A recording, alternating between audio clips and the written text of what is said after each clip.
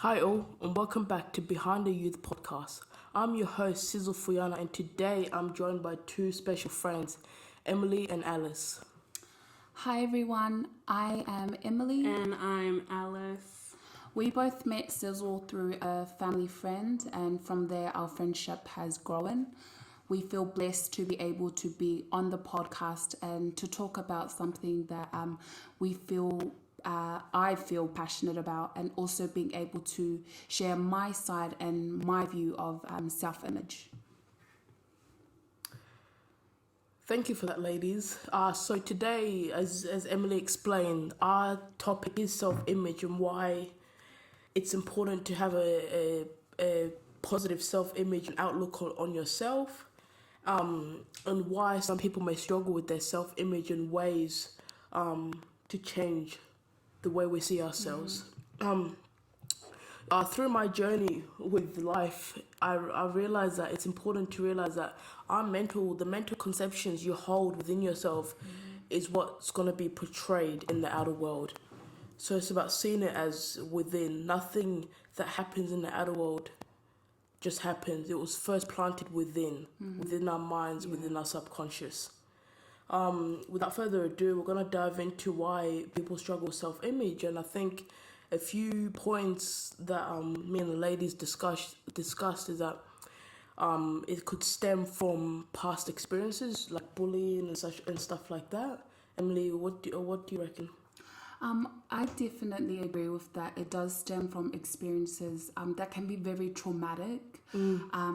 And not only that causes them to believe their overplayed negative narrative of themselves in their minds, which can affect how they look to themselves in the outside world. Absolutely. And that's embedded into their minds, and so they think and believe their narrative that they have. Their internal image of themselves. Like we say, whatever you breathe in is what you breathe out into the world. So if you're going to think and feel and feed yourself negative thoughts, you're going to literally breathe that out into the outer world. So to understand your struggles with your self-image, you have to identify yourself, the causes and what leads you to thinking and believing those thoughts, Absolutely. And I think with me, because before I became this new Sizzle, I used to have I didn't see myself the way I wanted to see myself. Yeah. And I was very negative about what I looked like, how I could achieve things. Yeah. I had a very low self-esteem within, but a lot of people would see me and think I'm very confident, but within me there was a lot of doubt and negative self-talk. Yeah, because at the end of the day, that's what you're teaching yourself, you know what I mean? And so your perception that you think and feel inside is how you're going to project that onto the outer world. So, Absolutely. Obviously you're in a circle, that's how they're going to perceive you as, Exactly. And it wasn't until I sat down and I never realized why I had a negative self-image. And I realized that it was a lot to do with my past.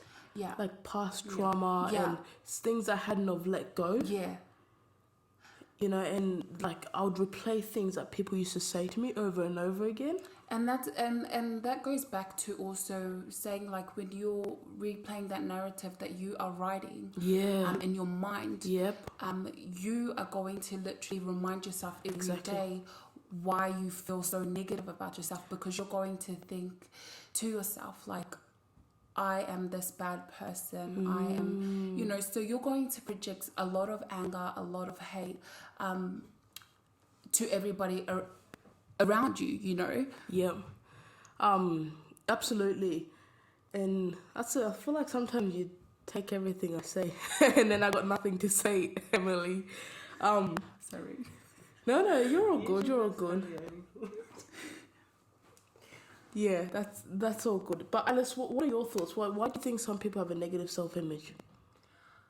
It's just exactly what Emily explained. Like, it's just like traumatic past. what surrounds them in their environment, and Yeah, you know, yeah. And I it's pretty think, much what she said.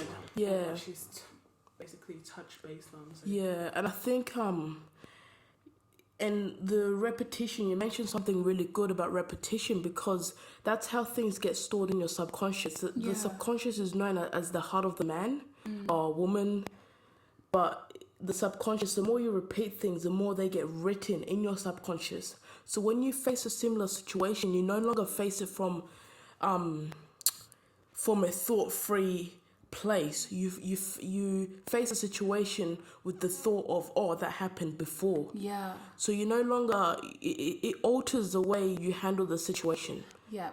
And it's a repetitive cycle as Yeah. well. It's a constant repetitive Yeah. cycle. So you're constantly feeding into your negative thoughts, and you're living in your past. You know what I Absolutely. mean? And that's what I feel like people need to try and better themselves at. Yeah. You know? What are some of the ways that you overcome and you developed a positive self-image, Emily? Well, it wasn't easy. It really wasn't. I had to take a step back and realize where I was going wrong within myself. Why was I continuously going in the same circle? And why was not I wanting to heal myself? So it was at that point that I had to take a step back and realize I want all these positive things for myself, but I'm constantly going around and around and around. So one day I just got sick and tired of just thinking and feeling so negative. So when I looked at my situation, I had to dissect it. I had to start small. And, you know, realizing what I went through in my past experiences, I had to start somewhere. As uncomfortable as I was, as unprepared and not ready as I was, I had to face it head on. And that's what I feel like a lot of our younger generation and our older generation who still struggle with self-image need to do. Step away from your environment that you're in. Whether it's if it's an unhealthy environment, step away. Look at yourself first and your situation, and ask yourself, what can I do to better my tomorrow? What can I do to better my future? And where can I start? Dissect your situation and have a future and an image for yourself where you can start at a place where you know you'll feel confident at most. It's going to be uncomfortable, but you have to understand you have to be your change, and you need to want your change. Oh, she's good, eh? She's yeah, She and I knows what think, she's talking about. and I feel like you did go through a bit of bullying and stuff at high school. I definitely did, and what I will share is what people tell you, it ultimately will affect you in the long run. If you believe it. If you believe it, right? Yeah. But at the same time, you have to, over time, actually, you have to learn that what people tell you is not your truth. Absolutely. You're on your own journey, and you have to own your journey. And so for me, it was just more so being comfortable in my own skin, and just releasing myself from all the negative energy and vibes around me, and being the author of my own journey and being the author of my story.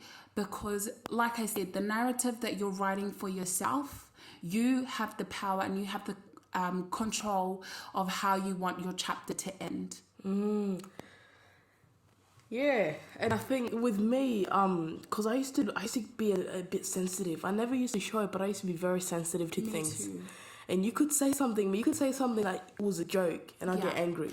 Yeah. And it all linked to the whole, to my past experiences, and I had to literally detach myself. Yeah. You're going to hear a lot of these words in my next podcast, but I had to detach myself from everyone, because you need to really believe that the power is within, and because I used to blame everyone. I used to be like, this person made me feel this way. That's why I'm like this. No one can make you feel a certain way unless you allow them to.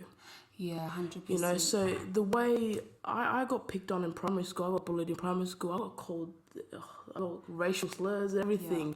And it sort of it altered the way I saw myself and I also saw my culture. And it wasn't until I actually one day, like you did, I sat down and I went, I want to see myself in a positive way. I could vision myself as the person I wanted to be. Yeah. And it's about writing that down as well. You know,